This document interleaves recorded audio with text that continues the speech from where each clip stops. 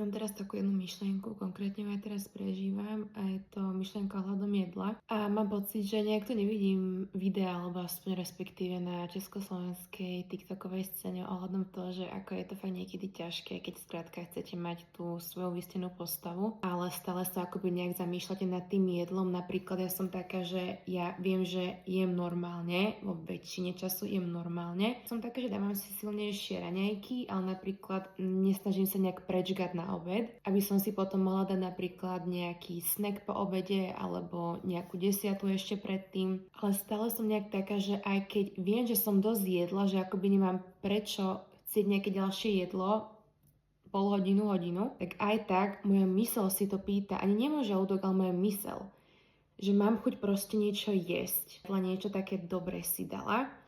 Ja som viac skôr na sladké, takže ja a koláče, zákusky over. Chcem ti povedať to, že nie je až také jednoduché si kontrolovať tú svoju myseľ so žalúdkom a s tým vlastne, akú víziu chcete mať ohľadom samého seba. Lebo ja si potom poviem, že OK, že áno, dajme tomu, že dám si toto, ale potom, že vlastne ja chcem ale inak vyzerať a proste toto, že si dám toto, tomu podporovať proste nebude. To nehovorím to, že nedajte si, ja si dám. Ja si asi aj zajtra dám mekač, lebo proste mám chuť na to, ale všetko robím s mierou. Ak si prežívate niečím takýmto, nie ste sami, ja tiež s tým stále akoby ešte bojujem, snažím sa to akoby nejak pochopiť, skôr tak prijať ako prirodzené a nebrať to proste tak, že neustále nad jedlom rozmýšľať, lebo fakt je to, ako keby ste boli väzňom jedla. Taká message, že nie ste v tom sami a že podľa mňa sme tu viacerí, ktorí toto akoby nejak stále ešte riešime, takže